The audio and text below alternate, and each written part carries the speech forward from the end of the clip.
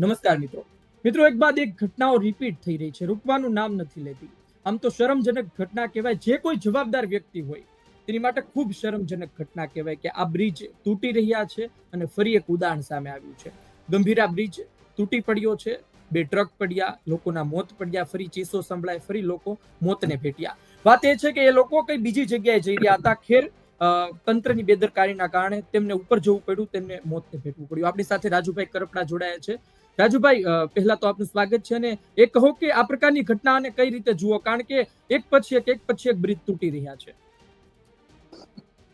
ધાર્મિકભાઈ, ગુજરાતમાં આમ ગણીએ તો એવી કૃત્રિમ જે દુર્ઘટનાઓ ઘટે છે, 2 મહિના પૂરા ન થાય ત્યાં એક કૃત્રિમ દુર્ઘટના ઘટી હોય આવા સમાચાર મળે. ક્યાંક ને ક્યાંક જે જવાબદાર છે, આ જવાબદારો પર જે ખરેખર કાર્યવાહી થવી જોઈએ એ પ્રમાણે કાર્યવાહી થતી નથી. આગોતરું જે તંત્ર એ જાગવું જોઈએ, જેની જવાબદારી છે.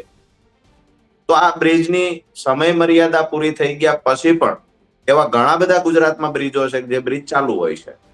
અહીંયા અમારા વડોદ ડેમનો જે વસ્તડીને જોડતો બ્રિજ હતો, જે 1 વર્ષ પહેલા, વર્ષ કરતા વધારે સમય થઈ ગયો, એ બ્રિજ આવી જ રીતે તૂટ્યો હતો.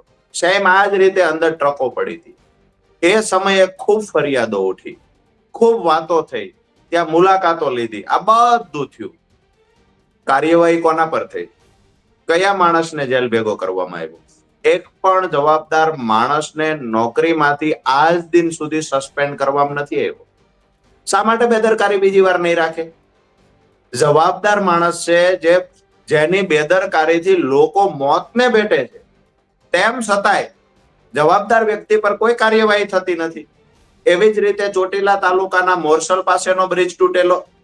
આજની હું તમને વાત કરું તો થાનગઢનો બ્રિજ હમણાં ચાલુ કરવામાં આવ્યો 3 મહિના પહેલા, અને 1 મહિના પહેલા તો એ બ્રિજમાં તિરાડો પડી છે, નીચેથી ગાબડા પડ્યા છે. આવી ફરિયાદોના વિડીયો પણ સામે આવ્યા. કાર્યવાહી કોઈ પર નથી થઈ. વાત એ છે કે જવાબદાર અધિકારીઓ પર કાર્યવાહી એટલે નથી થતી કે જ્યારે બ્રિજ બનતો હોય એની અંદરથી જે ટકાવારી નક્કી કરેલી હોય, તમામ ઓફિસો સુધી ટકાવારી જાય. સૌથી મોટી ભાગ બટાઈ કોઈ કરતું હોય તો સત્તામાં બેઠેલા નેતાઓ કરે. હવે નેતા પોતે ભાગ બટાઈ કરે એની ટકાવારી અલગ, જેની ગ્રાન્ટમાંથી બ્રિજ બન્યો છે એની ટકાવારી અલગ છે. વિષય એ છે, ગ્રાન્ટમાંથી બને છે યા તો સરકાર ડાયરેક્ટ બનાવડાવે છે. આ બધી જ જગ્યાએ ટકાવારીઓ ફિક્સ થયેલી હોય છે. કાર્યવાહી કરે તો કોના પર કરે? વાળ પોતે ચીભડા ગળે છે. તમે કોને ફરિયાદ કરવા જશો? ગુજરાતની એક બાદ એક ઘટનાઓ ઘટી રહી છે. હું સ્પષ્ટતાથી કહીશ કે આજે જે બ્રિજને લઈને આપણે ચર્ચા કરવા બેઠા છીએ, જેમાં 3 લોકોના મોત થયાના સમાચાર છે, આ દુઃખ કોને? આ વેદના કોને? માત્ર ને માત્ર એના પરિવારને આ વેદના છે. જેને પોતાનો સ્વજન ગુમાવ્યો છે ને એને ખબર છે કે અમારા ઘર પર કેવડી આફત આવી છે. આ આફતને આપણે કુદરતી આફત ના કહી શકીએ. આ આફત માનવ સર્જિત આફત છે. કોઈની બેદરકારીથી અને ભ્રષ્ટાચારથી થયેલી, કરવામાં આવેલી આફત છે. એટલે મારી વાત તો સીધી છે કે આ બ્રિજ તૂટે છે એ ભ્રષ્ટાચારનું ઉત્તમ ઉદાહરણ છે. લોકોના મોત થાય તો ભલે થાય, પણ સત્તામાં બેઠેલા લોકો અને જવાબદાર અધિકારીઓ એની ભાગ બટાઈ બંધ કરવાના મૂડમાં બિલકુલ નથી. રાજુભાઈ, 2022 એક વિડીયો વાયરલ થયો છે. એ વિડીયોની સચ્ચાઈ અમે જાણી. એ વ્યક્તિ સાથે અમે વાત કરી. લખન દરબાર કરીને યુવા આગેવાન છે વડોદરાના. તેમણે 2022માં રજૂઆત કરી હતી અને તેનું રેકોર્ડિંગ પણ, જેમ કે વાત કરે છે અધિકારી સાથે, તો એનું પાછું રેકોર્ડિંગ પણ કર્યું હતું, એનો વિડીયો પણ ઉતાર્યો હતો. અને એમાં અધિકારીને કહે છે કે ભાઈ આની આટલી ખરાબ હાલત છે આ બ્રિજની. તો અધિકારી કહે છે કે એ તો ચોપડામાં જોઈએ ને, તમે બોલો એ ન ચાલે. ચોપડામાં આવશે ત્યારે એના પર કામગીરી થશે અને ગાંધીનગરથી બધું કામ થશે. પછી અરે એનો રિપોર્ટ પણ નેગેટિવ આવ્યો હતો. ત્યાં સુધીની આટલી ગંભીર બેદરકારી. અરે ત્યાંના લોકો રજૂઆત કરે છે, ત્યાંના લોકોને ખબર છે કે આ બ્રિજ ગમે ત્યારે વાઇબ્રેટ થતો હતો રીતસરમાં. હવે આ આપે વાત કરી, ઓડિયો સામે આવી ગયો, રજૂઆત બી થઈ ગઈ. જવાબદાર વ્યક્તિ, જાગૃત નાગરિક બ્રિજને જર્જરિત હાલતમાં જુએ તો ઉપર રજૂઆત કરે. હવે એ વ્યક્તિ જે પસાર થાય છે, જેને જર્જરિત હાલતમાં બ્રિજને જોયો છે, એ વ્યક્તિ પાછો 5 દિવસનો સમય લઈને બધી કાગળની પ્રોસેસ કરવા માટે રોકાશે. તમારા ચોપડામાં એ બ્રિજનું નામ ચડાવવા માટે રોકાશે. તમારે બ્રિજને ચેક કરવાનો છે, અધિકારીઓને બોલાવવા માટે રોકાશે. વાત એ છે કે ઓડિયો સામે આવ્યો, રજૂઆત 2022-23 થઈ હતી, એ સિવાયની પણ ઘણી બધી રજૂઆતો થઈ છે, લેખિતમાં પણ રજૂઆતો થઈ છે, જે આજે સવારે મને જાણવા મળ્યું છે. અને ઘણી બધી રજૂઆતો એવી થઈ હશે જે વોટ્સએપના માધ્યમથી 2-3 મિત્રોએ મને કહ્યું કે લેટર પેડમાં અમે રજૂઆતો કરેલી છે, એ અમે તમને મોકલીએ છીએ. એટલે વાત સીધી એ છે કે એના વિડીયો વાયરલ થયેલા છે, ભૂતકાળમાં ઓડિયો વાયરલ થયેલા છે, લેખિતમાં રજૂઆત થઈ છે. આ બ્રિજ ગમે ત્યારે અકસ્માત સર્જે એવી સ્થિતિમાં છે, જર્જરિત હાલતમાં છે. અમે ગુજરાત તકના માધ્યમથી ગુજરાત સરકારને પૂછીશું, કોના પર ગુનો દાખલ કરશો? જવાબદાર વ્યક્તિ પર ગુનો દાખલ થશે ખરો? જો ગુનો દાખલ ન થાય તો મારે તમારે ગુજરાતની જનતાએ સમજવાનું કે જર્જરિત હાલતમાં બ્રિજ તૂટી ગયો, જે લોકોના મોત થઈ ગયા, મોતથી આ સરકારને કોઈ ફેર પડતો નથી. આ સરકારને માત્ર ને માત્ર ભ્રષ્ટાચાર કરવામાં રસ છે. જે અધિકારીઓ જવાબદાર છે એના પર આવતીકાલ સુધીમાં ગુનો દાખલ ન થાય અને માત્ર તપાસના નાટકો કરવામાં આવે તો સમજવાનું કે ત્યાંથી બીજા પૈસા, બીજા રોડના, બીજા બ્રિજના તમામ પૈસા એ અધિકારી મારફતે કમલમ સુધી પહોંચી ગયા છે. જી રાજુભાઈ, એક વાત એ છે કે તમે જુઓ કે વિપક્ષ છે ને એ તો સવાલ કરશે, ને વિપક્ષનું કામ જ એ છે સવાલ કરવાનો. જવાબ સત્તાધારી પાર્ટીને આપવાનો. સત્તાધારી પાર્ટી એક તરફ એવું કહે કે અમે સેફ છીએ, અમે ખાતા નથી, ખાવા દેતા પણ નથી, તો પછી એક તરફ એ પ્રકારનું વલણ રાખે કે ભાઈ અમે તો દૂધે ધોયેલા છીએ. અને બીજી તરફ તમે જુઓ કે હું ફક્ત આણંદ વડોદરાની વાત નહીં કરતો, બધા જિલ્લામાં, બધા તાલુકામાં આ પ્રકારની પરિસ્થિતિ છે. સરપંચ બને તો સરપંચ પણ કઈ બાકી નથી રાખતો ભેગું કરવામાં. તો પછી આ પ્રકારની પરિસ્થિતિમાં કઈ રીતે નીકળી શકાય? શું લોકો પણ એવું જ ઈચ્છે છે કે ભાઈ આપણા ઘર સુધી ના આવે ત્યાં સુધી બેદરકાર રહો, ત્યાં સુધી થતું હોય તેને થવા દો? સત્તામાં બેઠેલા લોકો જયારે એવું કે અમે ખાતા નથી ને ખાવા દેતા નથી, ત્યારે એવી વાત થાય કે ઓસામા બિન લાદેન આવીને એવું કે ભાઈ હું તો ગાંધીવાદીમાં માનવા વાળો છું, ગાંધીના વિચારોનું પાલન કરનારો વ્યક્તિ છું. આવું જયારે ઓસામા બિન લાદેન કે ને એવું જયારે ફીલ થાય જયારે સત્તામાં બેઠેલા લોકો કે અમે ખાતા નથી ને ખાવા નથી દેતા. વાત એ છે, આજે રાજકોટ થી અમદાવાદનો નેશનલ હાઈવે છે, હજુ તો કામ પૂરું નથી થયું, તમામ બ્રિજો બન્યા નથી. એ પહેલા મારા ઘૂંટણ સમાન, ઢીચણ સમાન ખાડા એ રોડ ઉપર પડ્યા છે. કોના પર કાર્યવાહી થઈ? કયા રોડમાં ભ્રષ્ટાચાર થયો નથી? દરેક જગ્યાએ આજે ગુજરાતમાં બધા રોડની હાલત શું છે? લોકોની કમર તૂટી રહી છે, એક્સિડન્ટો થઈ રહ્યા છે. જવાબદાર કોણ છે? સીધી વાત એ છે કે ક્યાંક ને ક્યાંક સરકારની રહેમ નજર નીચે આ બધું થાય છે. ખાતો નથી, ખાવા દેતો નથી. બચુભાઈ ખાબડના છોકરાએ શું કર્યું? ભ્રષ્ટાચાર કેવડો મનરેગામાં કર્યો.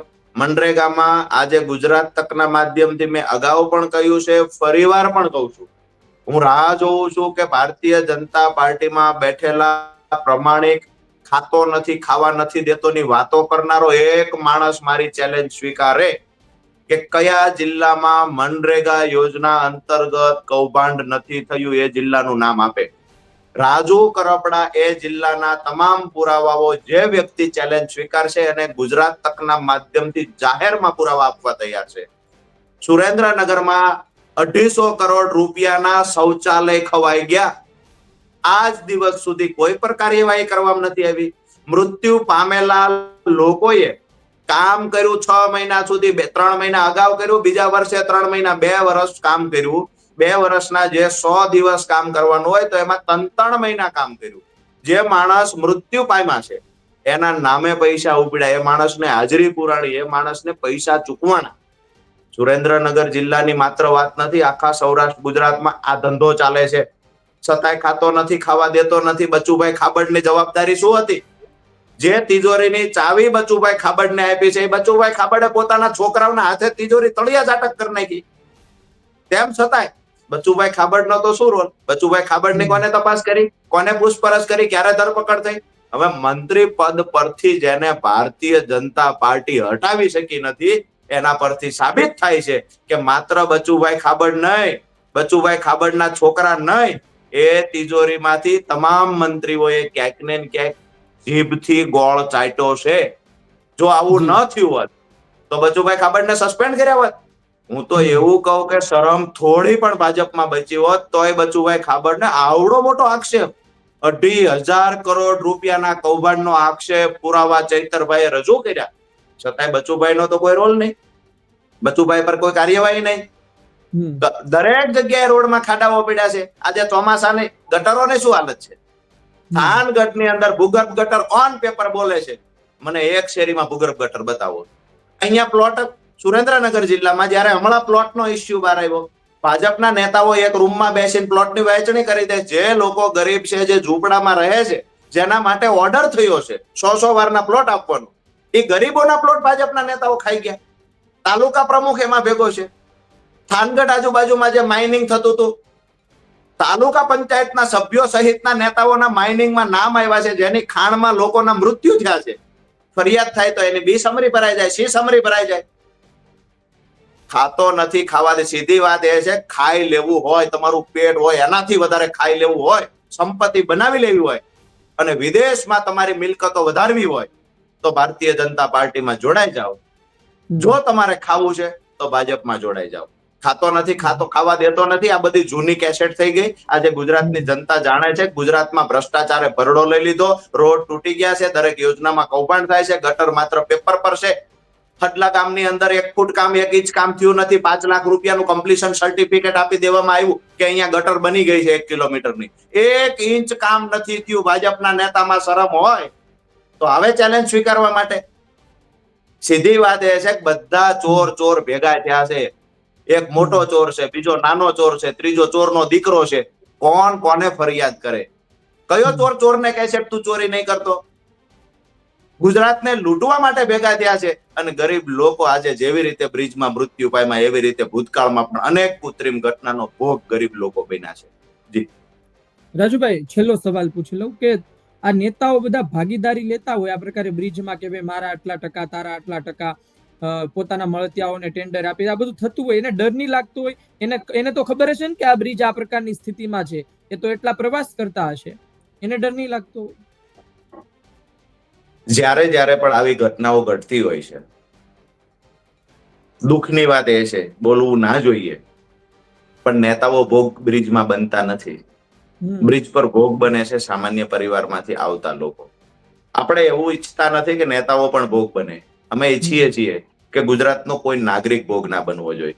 પણ હા, જ્યારે ઉપરવાળો પૂછશે કે તમે શું કરીને આવ્યા છો, તે દિવસે આમની પાસે ભ્રષ્ટાચાર સિવાયનો કોઈ જવાબ નહીં હોય. જે ગરીબ લોકોએ પોતાના સ્વજન ગુમાવ્યા, જેને ઘરનો મોભી ગુમાવ્યો છે ને, એના ઘરની, એની બેનની, એની દીકરીની, એના દીકરાની, એની પત્નીની ચોક્કસથી, એની હાય ચોક્કસથી આ નેતાઓને લાગશે. એમાં એના પૈસા, સંપત્તિ કે પછી ગમે એવડી સત્તા પર બેઠા હશે, એને કોઈ બચાવી નહીં શકે. આવનાર સમયમાં ગુજરાતમાં બીજી કોઈ ઘટના ન ઘટે એ ભગવાનને પ્રાર્થના કરીએ અને જે પણ જવાબદાર છે એના સામે કાર્યવાહી થાય આવી માંગણી કરીએ છીએ. જો કાર્યવાહી નહીં થાય તો આગામી દિવસોમાં અમે અમારા લેવલથી 100% રજૂઆતો કરીશું. જી રાજુભાઈ, આપ અમારી સાથે જોડાયા બદલ આભાર, ધન્યવાદ. Thank you. તો મૂળ વાત એ જ છે કે આ ઘટના ક્યારે અટકશે, આના પર પૂર્ણ વિરામ ક્યારે લાગશે? તમે જુઓ કે અત્યારે 21મી સદી ચાલે છે, વિજ્ઞાનનો સમય છે, અને આ વિજ્ઞાનના સમયમાં બ્રિજ બનાવવો, બ્રિજની મરમ્મત રાખવી, બ્રિજને મેન્ટેન રાખવું એ મોટી વાત નથી. એ વાત સાચી છે કે ભાઈ ઘણા બ્રિજ બહુ જૂના હોય છે, વર્ષો પહેલા બનેલા હોય છે, અઢળક બ્રિજો હોય છે ઘણા વિસ્તારમાં, પણ શું થયું? જવાબદાર વ્યક્તિઓને શા માટે ગોઠવ્યા છે? તેમને બેસવા માટે ગોઠવ્યા છે કે પછી આ કામ કરવા માટે ગોઠવ્યા છે? સિસ્ટમમાં કઈ ત્રુટિ છે, સિસ્ટમમાં કઈ ભૂલ પડે છે તો તેને દૂર કરવામાં આવે, એ પણ એમનું કામ છે, પણ નથી કરવામાં આવતી. અને જો કરવામાં આવી હોત તો આ બ્રિજ ન તૂટ્યો હોત, કારણ કે ત્યાંથી જે લોકો પસાર થાય છે તે પહેલા પણ ડરના માર્યા પસાર થતા હતા. હવે તો કદાચ એ વિસ્તારના બીજા પુલ પરથી પસાર થતા પહેલા તો 100 વખત વિચારશે, જો કોઈ બીજો રસ્તો હોય તો ત્યાંથી નીકળી જશે.